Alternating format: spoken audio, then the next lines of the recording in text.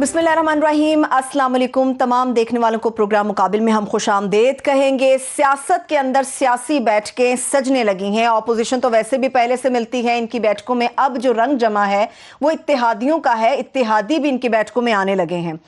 सवाल यह है कि ये तमाम हरबे क्या मौजूदा हुकूमत के ऊपर नफसियाती दबाव को बरकरार रखने के लिए हैं, या फिर ये वाकई फैसला कर लिया गया है या फैसला हो चुका कि मौजूदा हुकूमत को घर भेज दिया जाएगा। इस पर हारून साहब का तजिया लेंगे।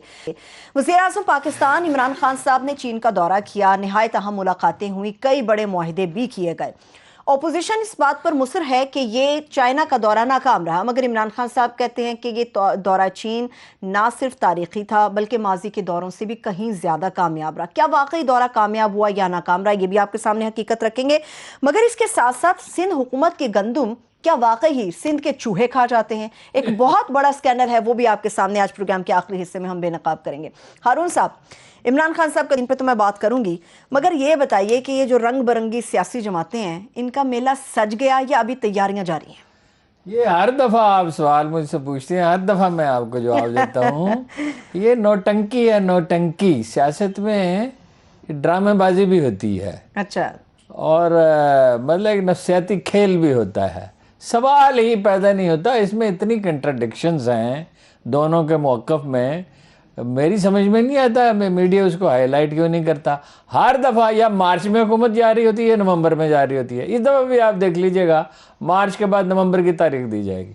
उसका सवाल ही नहीं। दौरे चीन पे बात कर लें, वो ज़्यादा अहम है। अच्छा। ये तमाशा तो जारी रहेगा। अच्छा, एक और भी तो चलिए, अपोजिशन ने तमाशा लगाया हुआ ना कि चीन का दौरा नाकाम है। चलिए इस तमाशे पे आ जाए, आजकल तमाशे बहुत चल रहे हैं सियासत के अंदर। बात ये है कि वो उसी दिन जिस दिन ये प्रोपेगेंडा अपने उरूज पे था, वो जो तस्वीरें दिखा रहे थे, भीख मांगने गए हैं और उनको प्रोटोकॉल नहीं मिला, उसी दिन सेनेटर मुशाहिद हुसैन ने, जिनकी कोई हमदर्दी ज़ाहिर इमरान खान से नहीं है, इस बारे में से हवा निकाल दी। हाँ। एक इंटरव्यू में उन्होंने कहा कि सवाल ही पैदा नहीं होता कि इसमें कोई पाकिस्तानी हुकूमत सी पैक के मामले में किसी कोताही का इर्तिकाब करे, और उसकी उन्होंने बड़ी ज़बरदस्त मिसाल दी। उन्होंने कहा जब ज़िया-उल-हक ने टेक ओवर किया तो एक थीसिस पेश किया गया कि ये एटमी प्रोग्राम को ख़त्म करने के लिए है और ये अमेरिका के इशारे पे है, मगर ज़िया-उल-हक के दौर में काम और तेज़ हो गया। उस पर बुनियाद तो ज़ाहिर है जुल्फ़िकार अली भुट्टो ने रखी थी, इसे क्रेडिट कोई उनसे छीन नहीं सकता। उन्होंने कहा कश्मीर पे और एटमी प्रोग्राम पे और सी पैक के कोई पाकिस्तानी हुकूमत मुख्तलिफ रवैया अख्तियार नहीं कर सकती। ठीक है, बिल्कुल बचगाना बातें, जाली तस्वीरें। देखिए, इमरान खान साहब की बहुत सी नाकामियां हैं। खुद सी पैक के मामले में आप चर्च करूंगा कि कहाँ वो नाकाम है। चलिए अरुण साहब, हम तो लेकिन ये दौरा तो इसके कामयाबी में तो कोई शुबह नहीं है। चलिए इस पे क्या राय रखते हैं farmer high commissioner of Pakistan Abdul Basit साहब इस वक्त हमारे साथ टेलीफोन लाइन पर मौजूद हैं, उनसे बात कर लेते हैं। सर अब्दुल बासित साहब हमारे साथ मौजूद। जी सर, आपका क्या तासुर है इस दौरे के बारे में? जी बिस्मिल्लाहिर्रहमानिर्रहीम, बहुत शुक्रिया हारून साहब। नहीं, मैं तो समझता हूँ कि बहैसियत मजमूई दौरा तो कामयाब रहा, और ये बात भी याद रखनी चाहिए कि कोई बायलैटरल दौरा नहीं था। ये बुनियादी तौर पे विंटर ओलंपिक्स की ओपनिंग सेरेमनी में गए थे वज़ीर आज़म, लेकिन जो मुलाकातें वहाँ की हुई और जिस किस्म के मुआहदे दस्तखत पे हुए और जो फिर जॉइंट स्टेटमेंट इशू हुई, मैं समझता हूँ कि एक कामयाब दौरा कहना चाहिए। ख़ास तौर पे सी पैक में, जिस तरह आपने भी शायद जिक्र किया, कुछ रफ्तार सुस्त पड़ गई थी पिछले 3 सालों में, तो ये दौरा उस हवाले से एक बहुत अहमियत का हामिल है कि अब ख़ास तौर पे स्पेशल इकनॉमिक जोन से कॉन्टेक्स्ट में आप जानते हैं कि चाइना की जो इस वक्त इकनॉमिक डेवलपमेंट जिस स्टेज पे है, अब वो बहुत सी वो इंडस्ट्रीज है अपनी शिफ्ट करेगा टू द डेवलपिंग वर्ल्ड। तो हमें इस मौके से भरपूर फ़ायदा उठाना चाहिए, और जो स्पेशल इकनॉमिक जोन्स का जो डायमेंशन है सी पैक की, उसमें अब तेज़ी आएगी, और ये बड़ी खुशाइन बात है। और फिर जॉइंट स्टेटमेंट भी आप देख लें, कश्मीर में भरपूर तरीके से चीन ने हमें सपोर्ट किया, अफगानिस्तान के मामले में पेशरफ्त हुई है, अब मार्च में मीटिंग्स हो रही हैं। तो मैं बहैसियत मजमूई इस दौरे को ऑप्टिक्स वाइज भी और सब्सटेंस वाइज भी समझता हूँ कि एक बड़ा कामयाब दौरा हुआ है। अच्छा सर, ये फरमाइए कि वो तो देखिए उनके लिए तो बहुत सी चॉइसेस हैं, कंबोडिया है, वियतनाम है, मलेशिया है, कहीं कहीं जहाँ कहीं चाहें वो कर सकते हैं یہ اپنی انڈسٹری کو لے جا سکتے ہیں, ان کی ضرورت ہے, اور بھی آپشنز ہوں گے ان کے پاس. کیا ہم ان کے لیے موزوں ماحول فراہم کر سکیں گے؟ یہ ایک بہت بڑا چیلنج ہے, اور یہ نہیں ہے کہ وہ صرف پاکستان ہی کو دیکھ رہے ہیں, کیونکہ صرف لیکن پاکستان کی بھارت اپنی اس خطے میں تو اہمیت ہے, لیکن ان کے پاس سارے آپشنز ہیں, وہ سب آپشنز کو استعمال بھی کر رہے ہیں. یہ نہیں ہے کہ صرف پاکستان میں ان انڈسٹری لگائیں گے, اور ان کے پاس کیپیسٹی بہت زیادہ ہے. اگر پاکستان کو کچھ اس کا 20% بھی مل جائے تو ہمارے لیے بڑی اہمیت کی بات ہوگی. ہماری اکانومی کو جو بوسٹ ملے گا اس سے وہ شاید انپریسیڈنٹڈ ہو. تو ہم یہ نہیں کہہ رہے کہ صرف ہمارے ملک میں انویسٹ کریں, کیونکہ صرف سی پیک یہ کوریڈور تو نہیں ہے, اور بھی 6 کوریڈورز بن رہے ہیں. تو چائنا سب میں انویسٹ کرے گا, اور یہی اس کا لانگ ٹرم پلان ہے کہ تقریباً 60% دنیا میں کنیکٹیویٹی ہو جائے, اور تقریباً 2.5 سے 3 بلین لوگ آپس میں انٹیگریٹ ہوں. تو یہ ایک بڑا لانگ ٹرم ویژن ہے چائنا کا, اور اس کو اسی کانٹیکسٹ میں دیکھنا چاہیے. صرف پاکستان کی بات نہیں ہے, لیکن پاکستان چونکہ اسٹریٹجک پارٹنر ہے, اس خطے کے خاص حالات ہیں, یو ایس امریکہ کو انڈیا کو پروموٹ کر رہا ہے as a counterpoise to China. تو ہمارے لیے اس کانٹیکسٹ میں اپرچونیٹیز بڑھ جاتی ہیں کہ ہمیں چائنا سپورٹ کرے. اور میرا خیال ہے کہ اب اگر اس سال چائنیز پریزیڈنٹ بھی وزٹ کرتے ہیں پاکستان کا, تو یہ اور زیادہ ری انفورس ہو جائے گا یہ ریلیشن شپ. تو میں تو بڑا مجھے امید ہے کہ ہم اپنے خاص طور پہ بلوچستان میں, دیکھیے ہم اکثر ذکر کرتے ہیں بھارت کا, اس میں کوئی شک نہیں ہونا چاہیے کہ بھارت کی, امریکہ کی اور دوسرے بہت سے ممالک کی یہ خواہش ہے کہ گبادت اسٹیبلش نہ ہو, سی پیک آگے نہ چلے. لیکن ہمارے لیے بہت ضروری ہے کہ ہم ڈاماڈول نہ ہو. ایسی اسٹیٹمنٹ جو پچھلے 3 سالوں میں آتی رہی ہیں, جس میں پاکستان چائنا یا سی پیک کے کانٹیکس میں بڑی لوز اسٹیٹمنٹ ہم نے دی ہیں. اب ہمیں تھوڑی سی احتیاط کرنی ہے, اور چائنا کو یہ کانفیڈنس دینا ہے کہ ہم سیریس ہیں. ہم بعض اوقات اس قسم کی اسٹیٹمنٹ دیتے ہیں کہ جی شاید ہم کسی کیمپ پالیٹکس کا شکار نہیں ہوں گے, ہم کسی کیمپ کو جوائن نہیں کریں گے. اس قسم کی اسٹیٹمنٹ دینے کی ضرورت ہی نہیں ہے. آپ کو کہنے بھی چاہیے کہ ہم یہ کیمپ کریں گے نہیں کریں گے, کیا ضرورت ہے آپ کو ان باتیں کرنے کی. تو جو اعتماد ایک بحال ہوا ہے میرے خیال میں اس وجہ سے ہونا چاہیے. اب اگلا مرحلہ فالو اپ کا ہے کہ ہم فالو اپ کس طرح کرتے ہیں. اسٹیٹمنٹ تو سب ہو گئے, سب سے اہم بات تو فالو اپ ہے. فالو اپ ہے, اس میں ہم تھوڑی کمزور ہیں, لیکن میں امید کرتا ہوں کہ اب ہم اپنی رول اپ آور سلیوز اور موو آن. سر یہ جو اس وقت بیان آیا امریکہ سے کہ پاکستان ہمارا اسٹریٹجک الائی ہے, یہ کہ بالکل ہی غیر متوقع طور پر, یہ اس سے کیا مراد ہے؟ اس کو اتنی اہمیت نہ دیں, کیونکہ دیکھیے امریکہ کی بھی امریکہ ہمارا کبھی اسٹریٹجک پارٹنر نہیں بن سکتا ان حالات میں, اور ہمیں اس سے کچھ زیادہ توقعات بھی نہیں رکھنی چاہیے. لیکن بہرحال امریکہ کے ساتھ ہمارے تعلقات یہ نہیں ہے کہ ہونے ہی نہیں چاہیے. امریکہ ایک بہت بڑی پاور ہے, اور وہاں ہمارے تقریباً 10 لاکھ پاکستانی کہہ لیں آپ, امریکن پاکستانی رہتے ہیں. تو وہ ہماری لیونگ برج ہیں پاکستان اور امریکہ کے درمیان. اور پھر اس وقت بھی اگر آپ دیکھیے تو امریکہ ہمارا 3rd یا 4th لارجسٹ ٹریڈنگ پارٹنر بھی ہے. تو امریکہ کے ساتھ ہمارے تعلقات بہتر ہونے چاہیے, لیکن اور ان کو ہم ان پہ فوکس بھی کرنا چاہیے. لیکن اسٹریٹجک پارٹنرشپ کی جہاں بات ہے وہ اب نہیں ہو سکتی. میرا خیال ہے کہ ہمارے جو فیصلہ ساز ہیں یا فیصلہ جو کرتے ہیں ڈیسیشن میکرز, ان کو اس بات کا ادراک ہے کہ اب جو یہاں پہ ریجنل ڈائنامکس ہیں اس میں اب ہم یہ افورڈ نہیں کر سکتے کہ ہم کوئی ایسی توقع رکھیں امریکہ سے, کیونکہ ہمارے لیے کوئی ایسا اقدام ہم نہیں کر سکتے جس سے ہمارے اور چین کے درمیان بے اعتمادی کی فضا پیدا ہو یا اعتماد میں کمی بھی بنائے.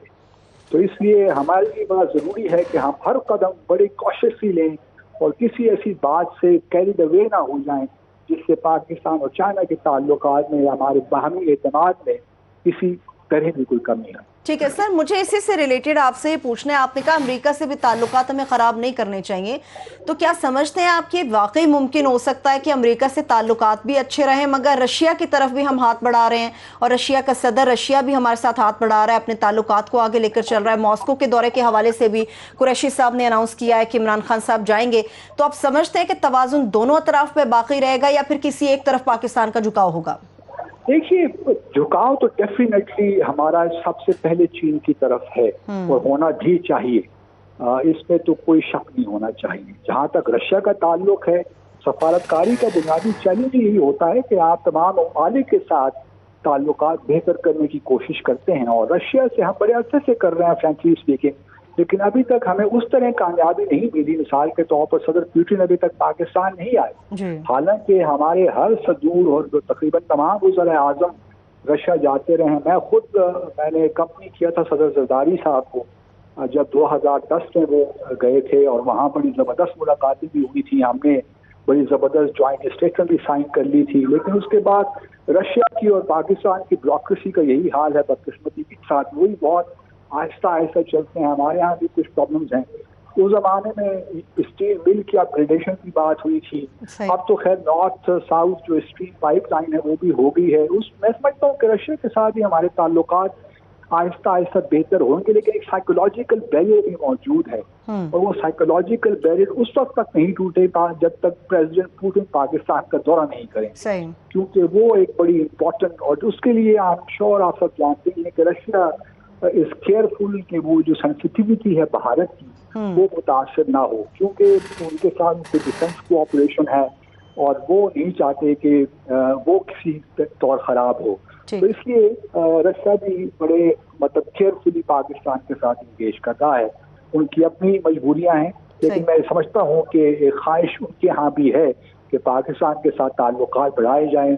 शंघाई कोऑपरेशन ऑर्गेनाइजेशन के तहत भी बहुत अपॉर्चुनिटीज हैं। बायलैटरली हमने एक्सरसाइजेज भी की हैं पिछले दिनों में, दुरुजबा एक्सरसाइजेज। तो एक माहौल तो है, लेकिन ये प्रोसेस है, और सफारत diplomacy is not an event, ये एक प्रोसेस है। आहिस्ता आहिस्ता से बिल्ड करना चाहिए, और इसको इवेंट के तौर पे नहीं लेना चाहिए, बल्कि एक प्रोसेस के तौर पे ट्रीट करके आगे बढ़ते रहना चाहिए। ठीक है, बहुत शुक्रिया, thank you so much sir, आपने अपना वक्त हमारे साथ शेयर किया।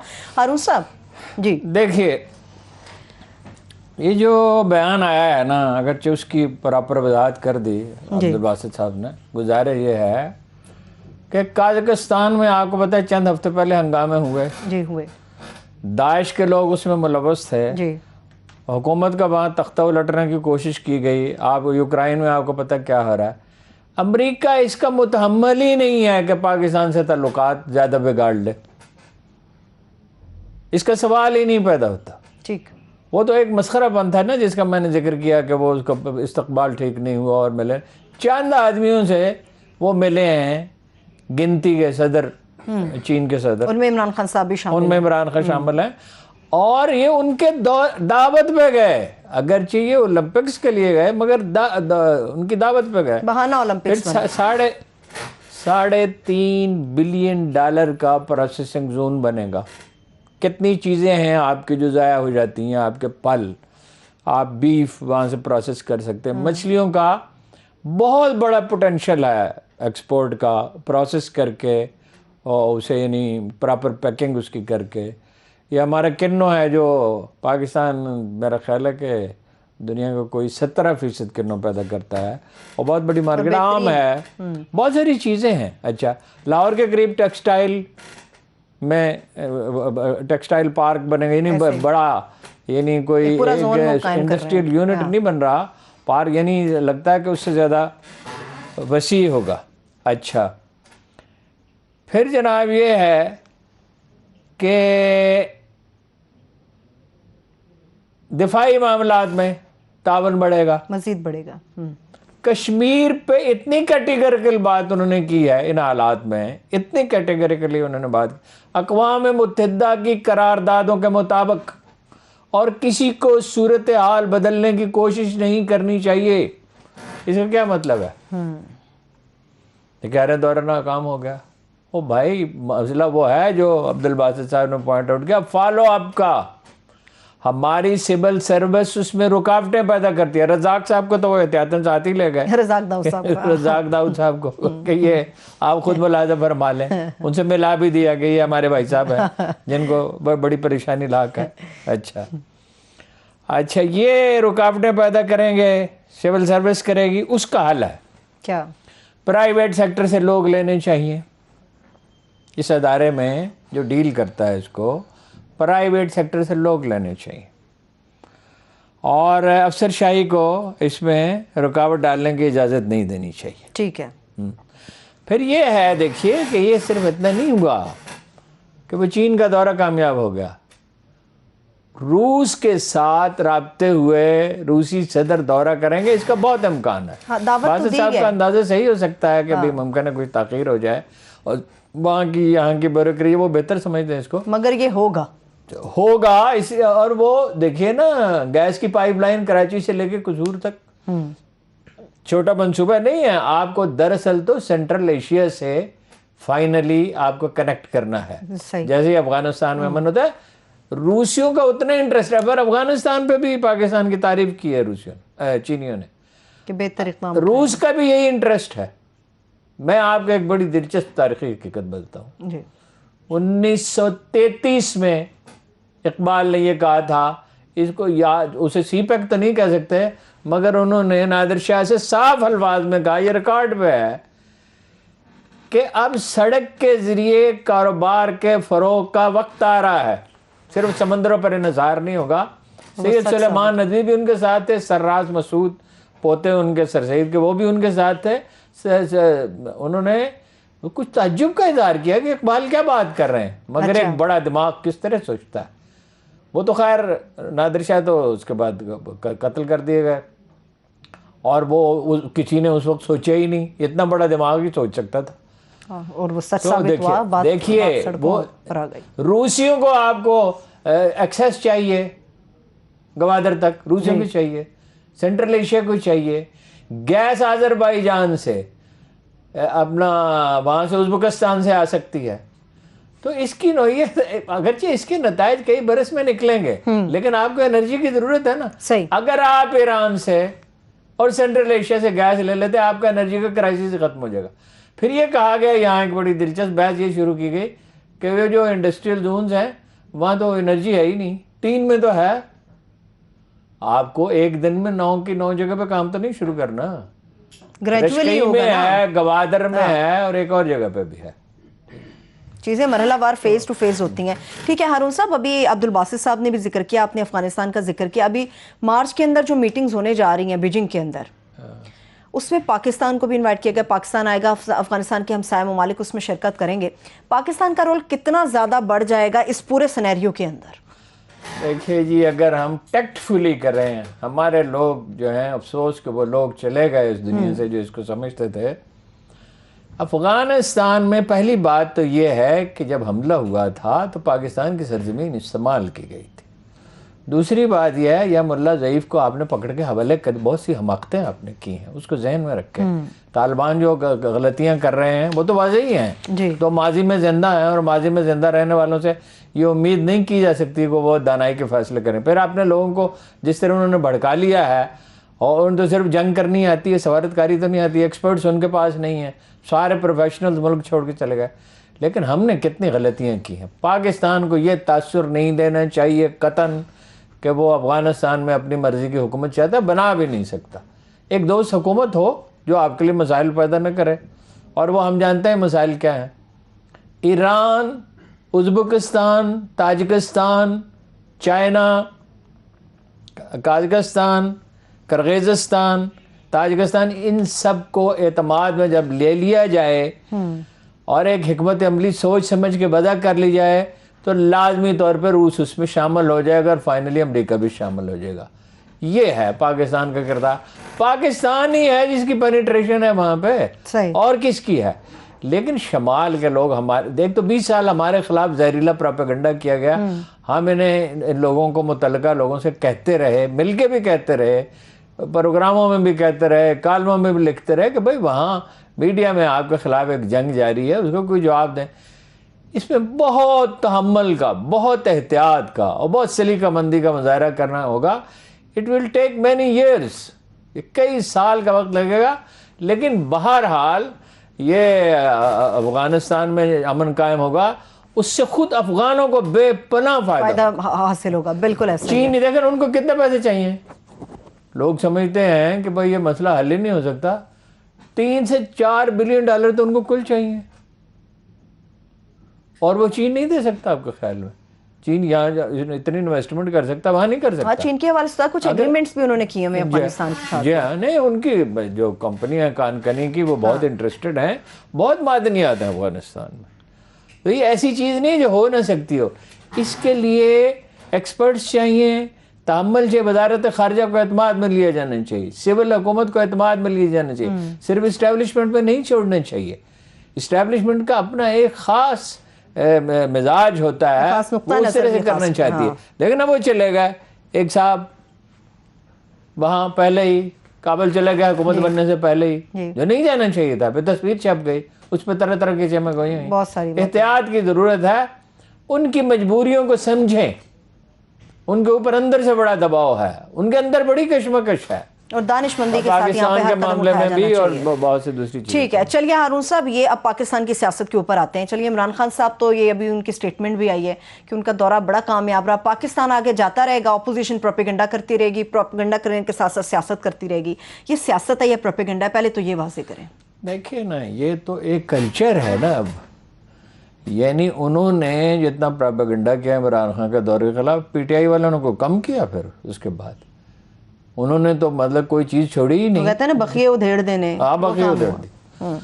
تو یہ تو اب ایک کلچر ہے. حالانکہ جب وہ وہاں گئے, جب ان کی جگہ نہ کل کوئی مسلم لیگ نون کا لیڈر ہو وہ جائے, تو وہ پاکستان کا نمائندہ ہوتا ہے اس وقت اس سے سبوتاج کرنے کی کسی جماعت کا نمائندہ نہیں ہوتا. درست بات ہے. نہیں, وہ تو معاہدے ملک کے لیے ہوئے ہیں. اس کا عمران خان کی ذات سے کیا تعلق ہے, اس کی پارٹی سے کیا تعلق ہے.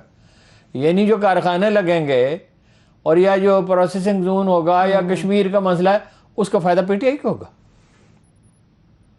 مگر یہ تو اب ایک کلچر بن چکا ہے کہ ہر حال میں اس کو سبوٹاج کرنا. ٹھیک ہے, چلیے ایک بریک کی طرف چلتے ہیں ہارون صاحب.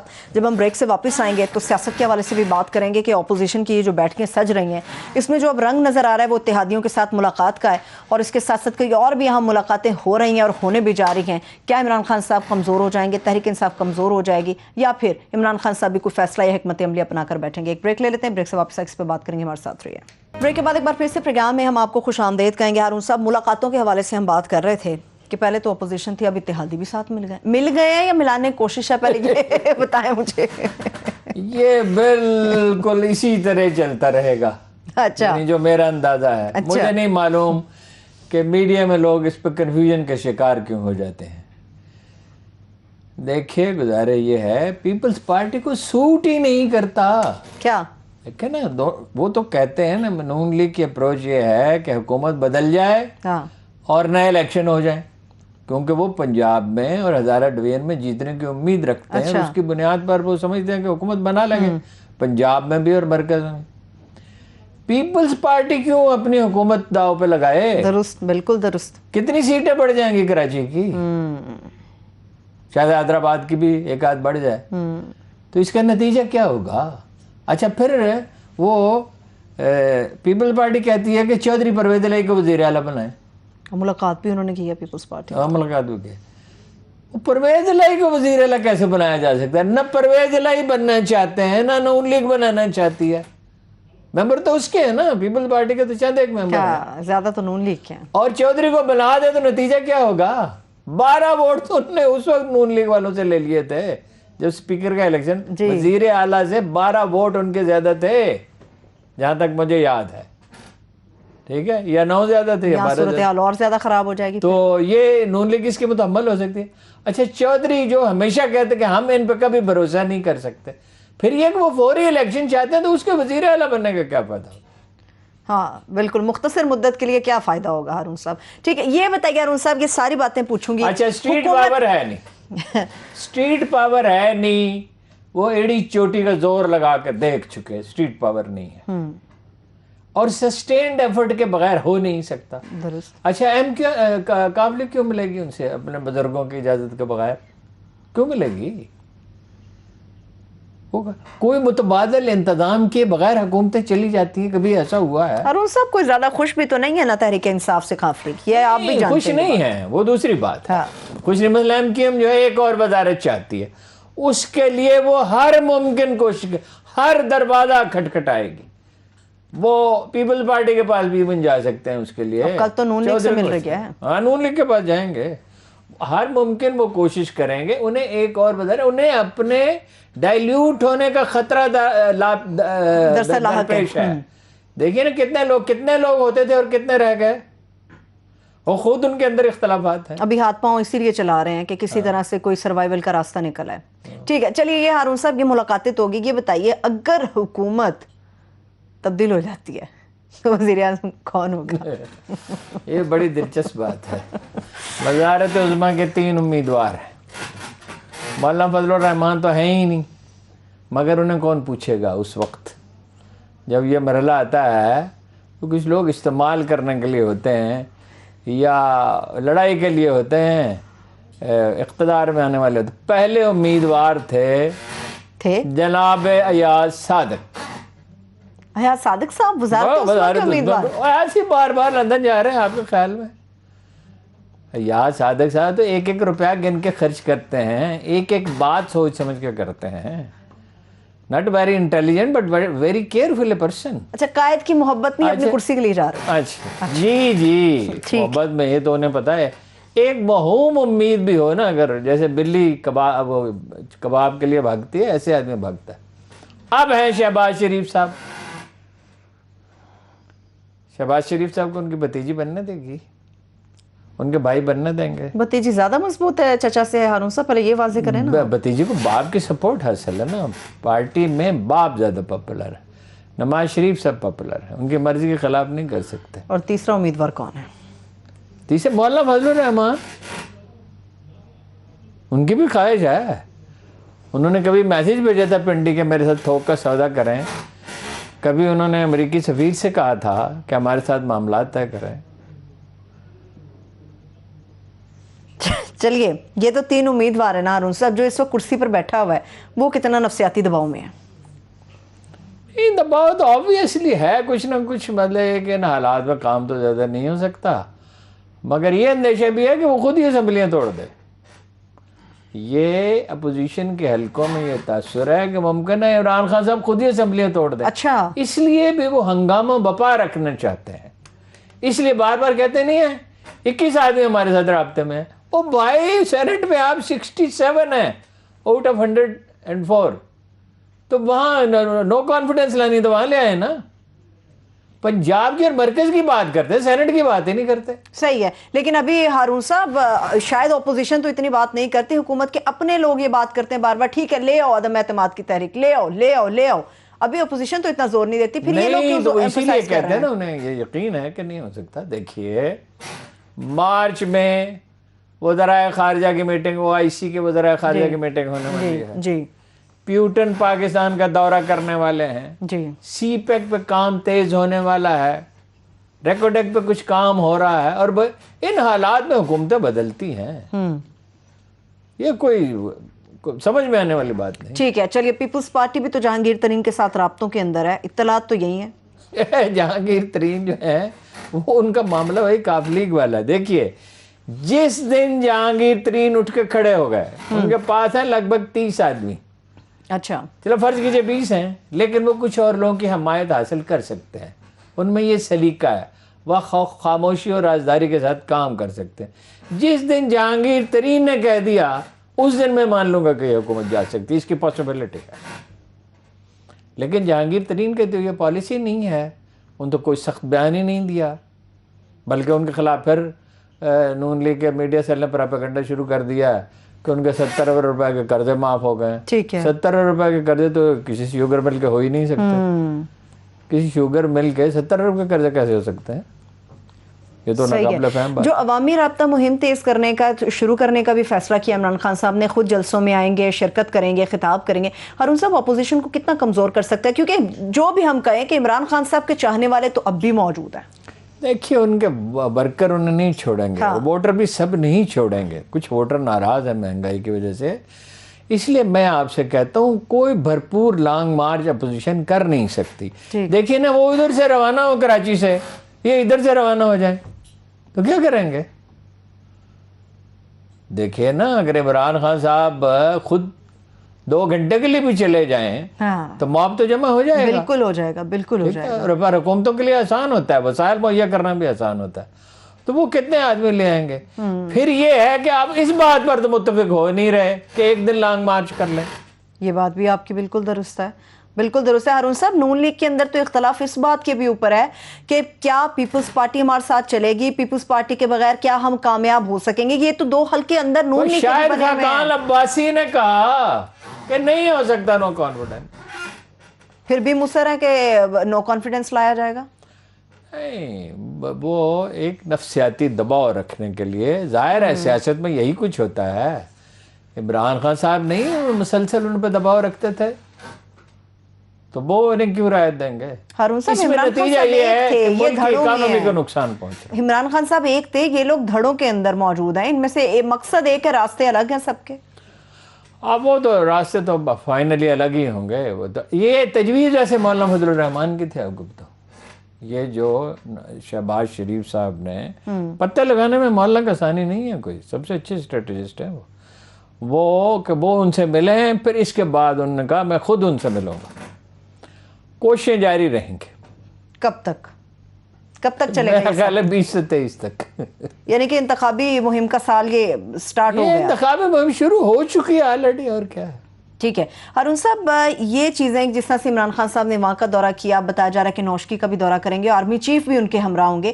یہ چیزیں اپوزیشن کو کتنا تکلیف دہ ہیں یہ چیزیں کہ آرمی چیف بھی جب وزیر اعظم عمران خان صاحب کے ساتھ کہیں پر جاتے ہیں اور باقاعدہ طور پر سامنے آتے ہیں؟ دیکھیے، اپوزیشن صرف ایک چیز گین کر سکتی ہے، اور وہ بالکل اس کا جائز 100% صحیح مطالبہ ہے اور اس کی تائید کی جانی چاہیے. وہ ہے اگلے الیکشن فیئر اور فری ہوں. اچھا، اس کے لیے وہ انہیں دباؤ بڑھانا چاہیے اور برقرار بھی رکھنا چاہیے.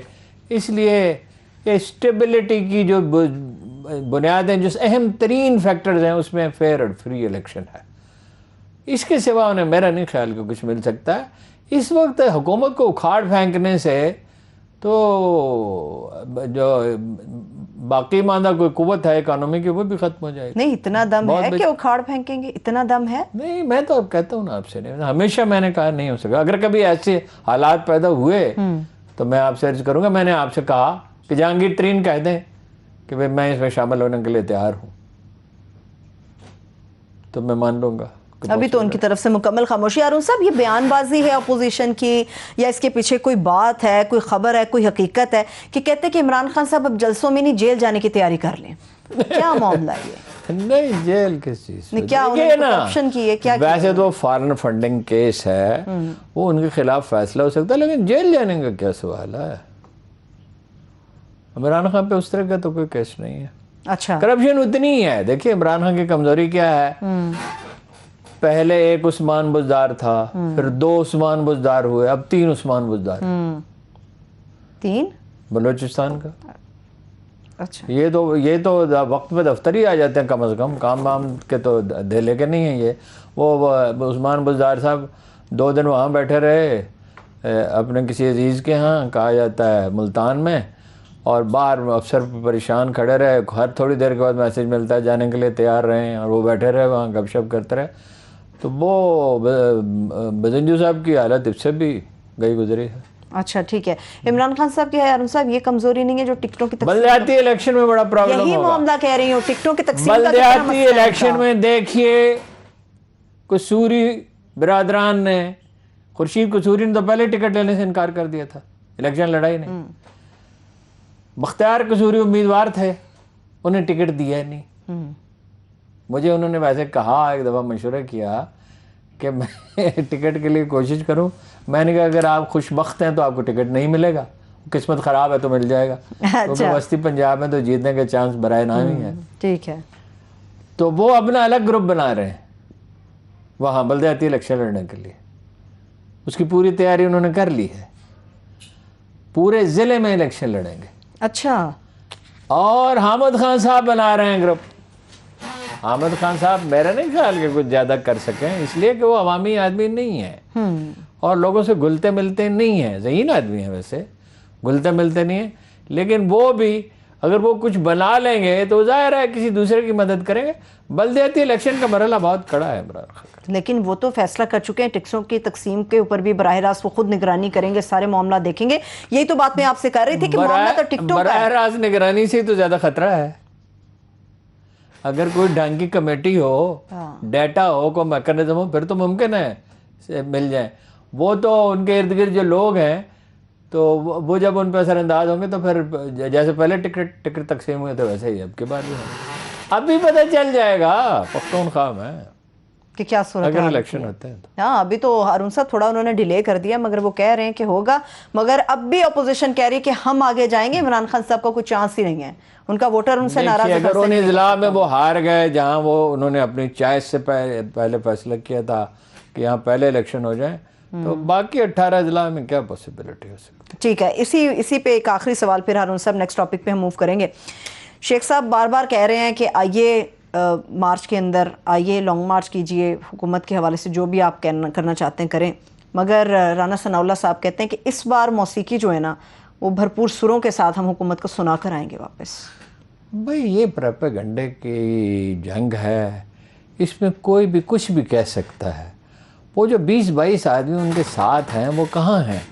وہ اصل میں ہیں معلق, ایسے لوگ ہیں جو ہر طرح سے رابطہ رکھتے ہیں. نون لیگ میں ایسے لوگ ہیں جو پی ٹی آئی کے ساتھ رابطے میں ہیں, پی ٹی آئی میں ایسے لوگ ہیں جو نون لیگ کے ساتھ رابطے میں ہیں.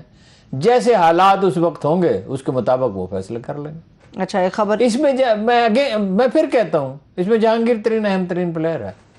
خاموشی کبھی کبھی خطرناک, بلکہ اکثر خطرناک ہوتی ہے. نہیں خاموشی کیا, وہ اپنے ہر وقت فیصلہ کریں گے. اس وقت انہیں کیا پڑی ہے فیصلہ کرنے کی. اچھا علی امین گنڈا پور کے بھائی کو بھی نااہل کر دیا بلدیاتی الیکشن کے حوالے سے, ان کے پاس ٹکٹ تھا شاید. نہیں تو وہ تو علی امین گنڈا پور کا کارنامہ ہے نا, جو کچھ انہوں نے کیا, جو کچھ انہوں نے کشمیر میں کیا تھا. اور یہ کیا گل کھلایا انہوں نے, ماضی میں بہت گل کھلایا اور آئندہ بھی بہت گل کھلائیں گے. وہ مظاہرے میں انہوں نے کیا حرکتیں کی تھی جب اسلام آباد کی طرف آ رہے تھے, اور گلگت بلتستان میں کیا کس طرح کی زبان استعمال کی تھی, اور کشمیر میں کیا فنڈ جاری کرنے کا, اور وہاں یہ کہا کہ بھئی فنڈز تو ہم ہی سے لینے ہیں. تو وہ تو خود ہمیں علی امین گنڈا پور بھی نااہل ہو سکتے ہیں, فیصل واوڈا بھی نااہل ہو سکتے ہیں. چلیے اب آپ فیصل واوڈا صاحب کو ویسے ہی درمیان میں لے آتے ہیں. نہیں میں درمیان میں نہیں لے آیا, یہ دیکھیے ان کا کیس جس مرحلے میں اس کا فیصلہ ہونے والا ہے اس کی پاسبلٹی ہے. انہوں نے ایک یعنی غلط ڈکلیریشن داخل کیا تھا تو عدالت فیصلہ کر سکتی ہے. وہ تو خان صاحب کے ارد گرد جو لوگ ہیں ہوش مندی سے کام نہیں لیتے. زلفی بخاری صاحب نے بھی تو سٹیٹمنٹ دی ہے نا کہ عمران خان صاحب کے جو آس پاس لوگ ہیں جنہوں نے رپورٹس دی تھی احتساب کے حوالے سے, ذرا ان کی بھی باز پرس ہونی چاہیے. عمران خان بخاری نے بیان دیا, زلفی بخاری صاحب کا بیان ہے. زلفی بخاری سے بھی باز پرس ہونی چاہیے. کس معاملے رنگ روڈ کے معاملے. اچھا چلیے بریک پہ چلتے ہیں, بریک لے لیتی ہوں میں, ایک چھوٹی سی بریک کی طرف چلتے ہیں. جب ہم بریک سے واپس آئیں گے تو آپ کے سامنے ایک بہت بڑا اسکینڈل ہم بے نقاب کرنے والے ہیں سندھ حکومت سے متعلق, کہ بار بار سنتے ہیں گندم کا بحران اس لیے ہے کیونکہ گوداموں کے اندر سے چوہے گندم کھا جاتے ہیں. اس کی حقیقت کیا ہے, یہ تمام حقائق آپ کے سامنے ایک بریک کے بعد واپس لے کے آئیں گے اور سامنے رکھیں گے. Stay with us. بریک بعد ایک مرتبہ پھر سے آپ کو پروگرام میں ہم خوش آمدید کہیں گے. ہارون صاحب گندم کے حوالے سے میں بات کروں گی, مگر گلگت بلتستان کے حوالے سے یہ اچانک سے خبر کہاں سے آگی کہ یہ بوری صوبہ بنانے کے لیے عملی طور پہ اقدامات کا آغاز کر دیا. وہ آئینی ترمیم کے حوالے سے آ رہی ہیں چیزیں, مسودہ بھیج دیا گیا, اتنی تیزی میں کہاں سے خبریں آ رہی ہیں؟ یہ بہت حیرت انگیز ہے اور بہت ہی کوئی پراسرار معاملہ لگتا ہے, اس لیے کہ یہ تاثر دیا گیا کہ چین یہ چاہتا ہے. جب ہم نے پتہ کیا ذرائع سے تو معلوم ہوا کہ چینیوں کو اس سے رتی برابر بھی دلچسپی نہیں ہے. اچھا, وہ اپنی 80,000 آرمی کے ساتھ لداخ کی سرحد پہ بیٹھے ہوئے ہیں. ادھر پاکستان نے سکردو میں سارا بندوبست کر رکھا ہے, ادھر سے بھی پریشر ہے. انڈین انالسٹ کہہ رہے ہیں, ٹاپ انڈین انالسٹ کہہ رہے ہیں کہ 2 فرنٹ وار انڈیا نہیں لڑ سکتا. اس کا کوئی سوال ہی پیدا نہیں ہوتا. کوئی کسی دیکھیے آپ کے پاس اب وہ جو اینٹی میزائل سسٹم ہے, کیا ہے اس کا نام, HQ-9, اور J-10 طیارے ہیں آپ کے پاس, فائٹر طیارے, کوئی حماقت کا سوال ہی پیدا نہیں ہوتا. اچھا اس میں یہ چینیوں کو کیا اس کی ضرورت ہے؟ انہوں نے روبوٹ وہاں لگا دیے, ان کی اتنی برتری ہے فوجی اعتبار سے کہ جس کی کوئی تناسب بھی نہیں, انڈیا کے ساتھ مقابلہ ہی نہیں ہے. 62 میں جو وار ہوئی تھی اس میں تو پھر بھی انڈیا کسی پوزیشن میں تھا, اس وقت تو بالکل ہی نہیں ہے, اور انڈیا کے مرائل بہت خراب ہے انڈین آرمی کا. تو یہ اس کو سمجھ نہیں آئی. تجویز یہ ہے کہ جی 4 ارکان قومی اسمبلی کے ارکان ہوں. یہ جو تجویز اپوزیشن کو اعتماد میں لیا گیا, یہ دیکھیں کیسے پراسرار طریقے سے خاموشی سے یہ کام ہوتا رہا, کسی کو پتہ ہی نہیں چلا.